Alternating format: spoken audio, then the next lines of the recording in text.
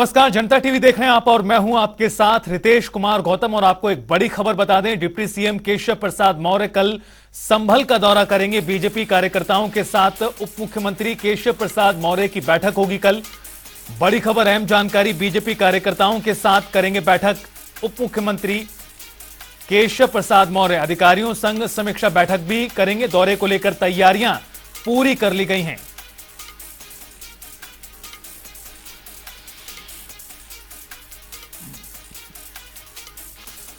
ये बड़ी खबर, अहम जानकारी आपको बता दें, उप मुख्यमंत्री के दौरे को लेकर प्रशासन द्वारा तैयारियां पूरी कर ली गई हैं। जहां एक तरफ कार्यकर्ताओं के साथ बैठक करेंगे तो वहीं अधिकारियों के साथ समीक्षा बैठक होगी।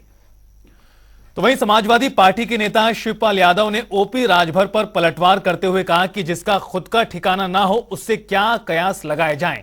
मंत्रिमंडल में जगह मिलने के सवाल पर कहा कि अच्छी बात है कि हमने खुद मुख्यमंत्री से सिफारिश कर दी है और जल्द ही शपथ दिलाई जाए इन्हें, नहीं तो फिर हमारे पास आ जाएंगे। कितने बार आप कहोगे उनके बारे में? जी जी जी। खुद का जो ठिकाना न हो, तो अच्छा, सहयोगी तो जो खुद का ठिकाना न हो तो उससे क्या क्यास लगाया जाए। अब पूछ लेना जाकर किसको डर रही है? जी। हैं? सपा डर है क्या उनको? सपा से नहीं है, हाँ। सपा से थोड़े होगा डर। जी जी। ये देखिए, भारतीय जनता पार्टी के लोगों को तो डर बैठा ले। हाँ। सीबीआई जांच की। तो वहीं वाराणसी के रुद्राक्ष कन्वेंशन सेंटर में कल से Y20 समिट का आगाज होने जा रहा है। 4 दिवसीय चलने वाले सम्मेलन को लेकर तैयारियां पूरी कर ली गई हैं और इसमें G20 देशों के साथ यूथ शामिल होने जा रहे हैं। तो वहीं इसके अलावा 9 गेस्ट देशों के यूथ भी इसमें शिरकत करेंगे। Y20 बैठक में 5 विषयों पर चर्चा की जाएगी। फ्रेमवर्क के तहत Y20 यूथ 20 एक एंगेजमेंट ग्रुप है जिसमें G20 मेंबर कंट्रीज के यूथ डेलीगेट्स, गेस्ट कंट्रीज के यूथ डेलीगेट्स और विभिन्न इंटरनेशनल ऑर्गेनाइजेशन के यूथ डेलीगेट्स को मौका दिया जाता है कि वो अपनी बात रखें। जो 5 आइडेंटिफाइड थीम्स हैं यूथ 20 की इस साल, जिसमें फ्यूचर ऑफ वर्क है, क्लाइमेट चेंज है, peace building and reconciliation, shared future and health wellbeing and sports, ये 5 प्रायोरिटी एरियाज हैं जिसपे सभी यूथ ने अपने। तो वहीं बागेश्वर धाम के धीरेन्द्र शास्त्री कान्हा की नगरी वृंदावन पहुंचे, जहां उन्होंने ठाकुर देवकीनंदन महाराज के प्रिय कांतजू मंदिर में चल रहे आपको बता दें पार्थिव शिवलिंग निर्माण कार्यक्रम में भाग लिया। धीरेन्द्र शास्त्री ने मीडिया से बातचीत करते हुए कहा कि वृंदावन के बांके बिहारी सब पर दया दृष्टि बनाए रखें। वृंदावन में होने वाले हादसे को लेकर उन्होंने कहा कि प्रशासन को यहां व्यवस्था बदलनी चाहिए, बांके बिहारी का कॉरिडोर बनना चाहिए, तभी हादसे रुक सकते हैं।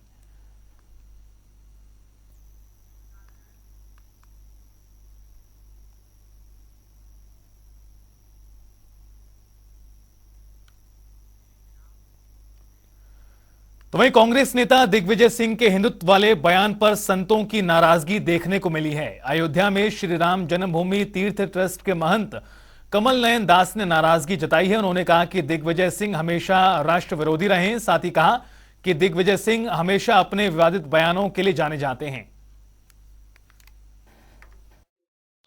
प्रारंभ में ही जिन विचारों ने राष्ट्र के लिए बलिदान दिया, शहीद हुए, कुर्बानी दी, उन सबको हमने भुला दिया और हिजड़ों को आगे कर दिया और हिजड़ों ने देश को बर्बाद कर दिया। ये निश्चित है, हिंदू घटा तो देश बटा। ये हिंदू शब्द आज कोई नया नहीं है, ये सनातन है, सनातन परंपरा हमारी है। और देखिए, हिंदू है तो राष्ट्र है, हिंदू नहीं है तो राष्ट्र के ऊपर संकट आ जाएगा। देखिए, कांग्रेस अपनी चुनावी यात्रा के आखिरी पायदान पर है और दुर्भाग्यजनक रहा कि अभी हाल ही में हुए कर्नाटक विधानसभा चुनाव में, जहां चुनावी घोषणा पत्र के माध्यम से कांग्रेस बजरंग दल, जो राष्ट्र भक्त और राम भक्तों की रक्षा के लिए अयोध्या में गठित एक संगठन है, जो भारतीय पारंपरिक सनातन संस्कृति का संरक्षक है, और उसको बैन करने की बात अपने चुनावी घोषणा पत्र में की थी। और दुर्भाग्यजनक रहा कि ऐसे घोषणा पत्र के बावजूद भी कुछ देश विरोधी तथ्यों के माध्यम से वहां ये किसी प्रकार से जीत प्राप्त कर लिए, सह प्राप्त कर लिए। उसके बाद ये लगातार हिंदुओं की आस्था को ठेस पहुंचाते हैं, कभी हिंदुओं की भावनाओं को और हिंदू को, जो आजकल का ट्रेंड चल रहा है, कल का चलन चल रहा है, वो हिंदुओं को ही अलग बताते हैं। रुकेंगे एक ब्रेक के लिए, आप देखते रहिए जनता टीवी।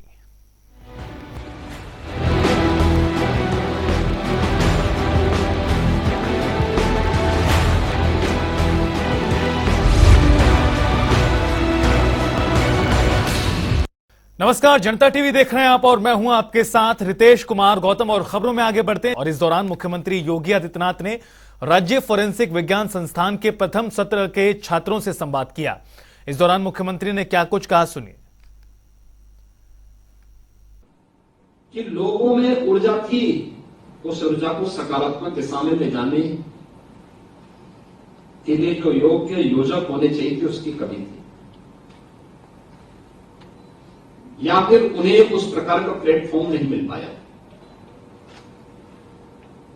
समय के अनुरूप हमें भी अपने आप को तैयार करना होगा। अगर हम अपने आप को तैयार नहीं करेंगे, अपडेट नहीं करेंगे, अक्सर होता क्या है, साइबर अपराध से जुड़े हुए जितने मामले आते हैं, जानकारी न होने के नाते लोग उनको नकारते हैं, दौड़ाते हैं, भगाते हैं, लोगों में एक खिन्नता होती है,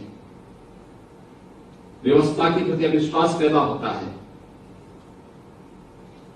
ऐसे ही फॉरेंसिक साइंस का भी है।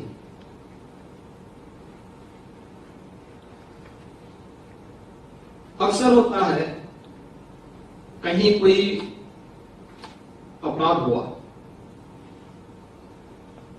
एफएसएल की लैब में जांच करने के लिए गया है, फिर वह महीनों लगते हैं उसमें रिपोर्ट आने में, और बहुत बार रिपोर्ट में भी इतना घालमेल होता है कि उसमें भी प्रश्न खड़े होते हैं। बहुत बार पीड़ित पक्ष न्याय पाने से वंचित हो जाता है, या न्याय की आस में उसका पूरा जीवन व्यतीत हो जाता है। इस दृष्टि से आवश्यक है कि हम लोग आज अपराध की प्रकृति क्या है और सोसाइटी की आज की डिमांड क्या है, उसके अनुरूप अपने आप को तैयार करें। अब देखिए, टेक्नोलॉजी बहुत आगे बढ़ चुकी है। अगर हम उसके अनुरूप अपने आप को तैयार नहीं करेंगे, पिछड़ जाएंगे। हम एक कॉमन मैन के साथ न्याय नहीं कर पाएंगे, और इसीलिए प्रदेश सरकार ने तय किया कि हम लोग यहां पर Uttar Pradesh state institute of forensic science की स्थापना करेंगे। इंस्टीट्यूट के निर्माण की कार्रवाई को आगे बढ़ाया, और आज मुझे प्रसन्नता है कि इसका पहला बैच 5 ब्रांच के साथ अपना कार्य प्रारंभ किया है।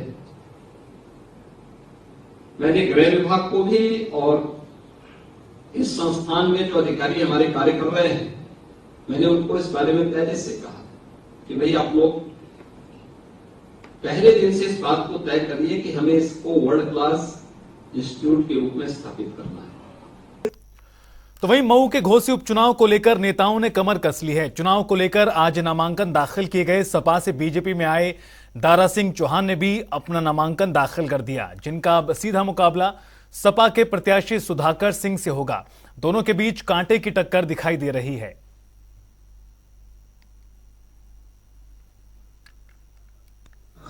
घोसी उपचुनाव में भारतीय जनता पार्टी के प्रत्याशी के रूप में आया हूँ। आज मेरा नामांकन भी हो गया है। कैसा लग रहा है?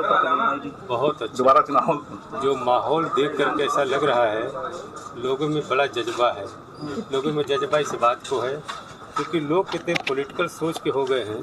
लोगों को पता है कि यही 24 की जो बुनियाद है, ये 8 सितंबर को मऊ के जनपद से तैयार होगी, और 8 सितंबर का परिणाम भारतीय जनता पक्ष में आने के बाद उसी दिन निर्णय हो जाएगा कि 2024 के आम लोकसभा के चुनाव में उत्तर प्रदेश की 80 की 80 पार्लियामेंट की सीट उत्तर प्रदेश में घोसी उपचुनाव में विधानसभा भारतीय जनता पार्टी के लोकप्रिय प्रत्याशी आदरणीय दारा सिंह चौहान जी प्रचंड बहुमत के साथ यहाँ जीत रहे हैं। जिस ढंग से जनसभा स्थल पर ऐतिहासिक यहाँ पर भीड़ उपस्थित हुई है, ये आज पूरी तरह से तय हो गया है कि बीजेपी के प्रत्याशी के रूप में दारा सिंह चौहान जी प्रचंड बहुमत से यहाँ चुनाव जीतेंगे और यहाँ की जो गणित है, चुनावी गणित है, वो दारा सिंह चौहान जी के पक्ष में है, भारतीय जनता पार्टी के पक्ष में है।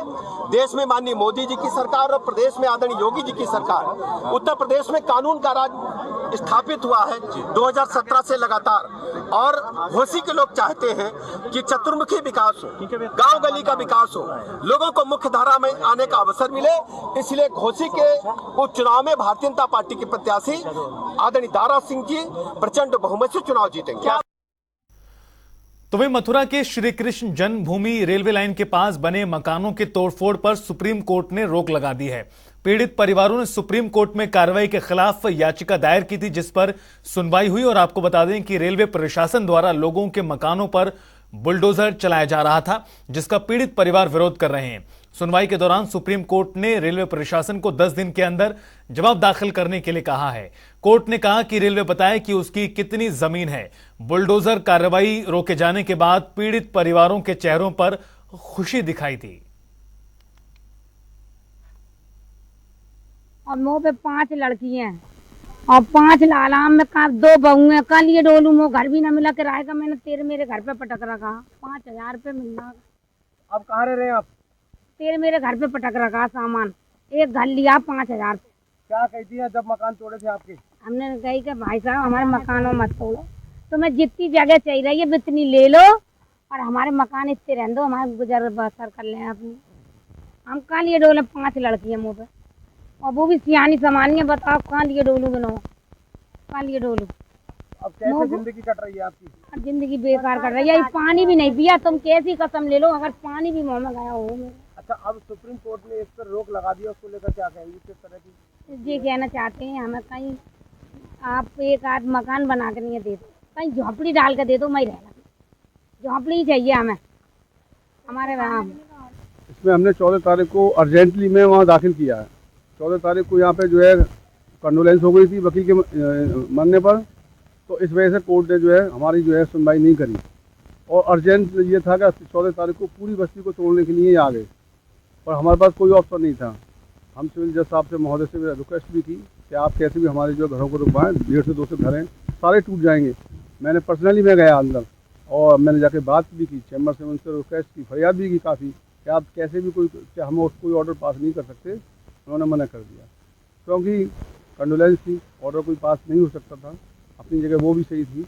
उसके बाद में फिर हमने कोशिश पूरी अपने सुप्रीम कोर्ट में हमारे जो है राधा तरकर एडवोकेट हैं, उन्होंने हमारे साथ बहुत ज़्यादा सहयोग किया और हमारी जो है वहाँ पे फाइल लगाई सुप्रीम कोर्ट के अंदर। तो वहीं निषाद पार्टी के 8वें स्थापना दिवस के मौके पर गोरखपुर में बड़ा कार्यक्रम आयोजित किया गया। पार्टी के राष्ट्रीय अध्यक्ष डॉक्टर संजय निषाद स्थापना दिवस कार्यक्रम में पहुंचे, जहां कार्यकर्ताओं ने उनका भव्य स्वागत किया। तो वहीं कार्यक्रम स्थल पर प्रदेश के दोनों डिप्टी सीएम केशव प्रसाद मौर्य और ब्रजेश पाठक भी पहुंचे और इसके अलावा भारतीय जनता पार्टी के प्रदेश अध्यक्ष भूपेंद्र चौधरी भी कार्यक्रम में शामिल हुए।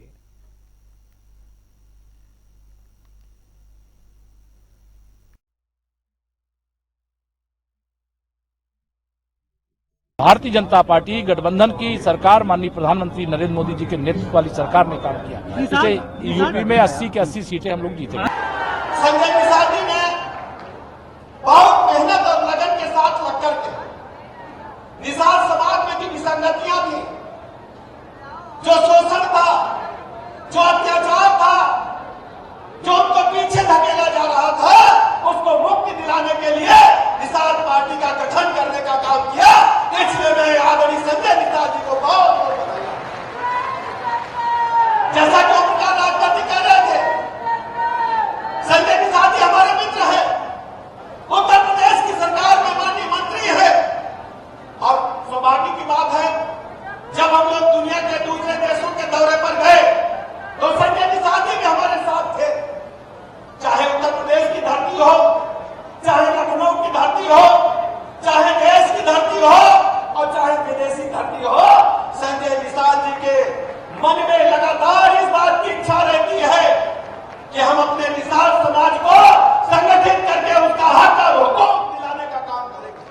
कमिटमेंट है और हम अपने संकल्प के साथ घोसी की जनता से प्रदेश में जो डेवलपमेंट के काम हुए, जो विकास यात्रा के आधार पर हम लोग चल रहे हैं, जो हमारी सरकारों ने अराजकता, गुंडागर्दी, बेईमानी इसका सामूल नष्ट किया, जो सरकारें दंगा कराती थी और दंगाइयों के साथ खड़ी होती थी, आज उत्तर प्रदेश में कोई दंगा योगी जी की सरकार बनने के बाद नहीं हुआ। मोदी जी के नेतृत्व में जिस प्रकार से भारत आगे तरक्की कर रहा, वो सारे विषय हम जनता के भाई कोई नेता से भेंट भाई कई दरोगा हमसे कहा भाई बहुत डांटते बहुत हैं, हमके अच्छा ही बतावा डांट के पानी में न पकड़ ले होता तो काहे डरता।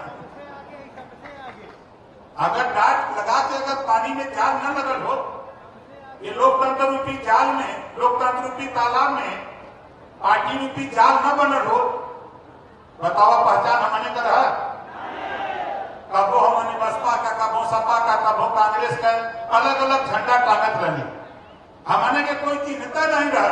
लेकिन आज बधाई देता हूं भाई संजय निषाद जी को, जिन्होंने पूरे उत्तर प्रदेश ही नहीं पूरे देश में एक पहचान बनाने का काम आपका किया। अच्छा लग रहा है, यशस्वी प्रधानमंत्री मोदी जी जैसे मछुआरा समाज के लिए सोच रहे हैं।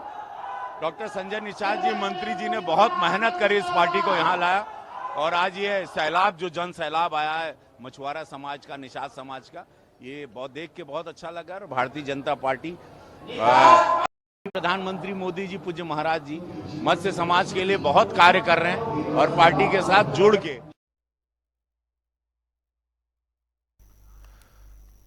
तो वहीं उप मुख्यमंत्री ब्रजेश पाठक ने 2024 लोकसभा चुनाव को लेकर भारतीय जनता पार्टी की जीत का दावा किया है।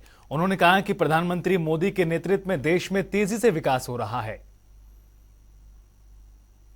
हाँ, सच्चाई है। 2047 तक जो एजेंडा है, बड़े बड़े अर्थशास्त्री भी मान रहे हैं कि हम तीसरी बड़ी आर्थिक ताकत बनकर के उभरेंगे। ये भी कहा है कि 2024 सपना है और 2045 जो है। देखिए, आप देखेंगे कि भारतीय जनता पार्टी माननीय मोदी जी के नेतृत्व में जिस ढंग से देश में और खासकर उत्तर प्रदेश में काम कर रही है, हम सभी 80 की 80 सीटें अपनी सहयोगी दलों के साथ जीतेंगे। ताजमहल में आजादी के जश्न में विदेशी मेहमान भी जमकर थिरके और तिरंगा लहराते हुए नजर आए। ताजमहल के पूर्वी गेट पर झंडा फहराया गया, जिसके बाद सभी लोग देशभक्ति के गानों पर थिरकने लगे। तो वहीं एक विदेशी मेहमान भी तिरंगे को लहराने लगा और मौके पर अलग अलग देशों के पर्यटक आते गए और जश्न में शामिल हुए।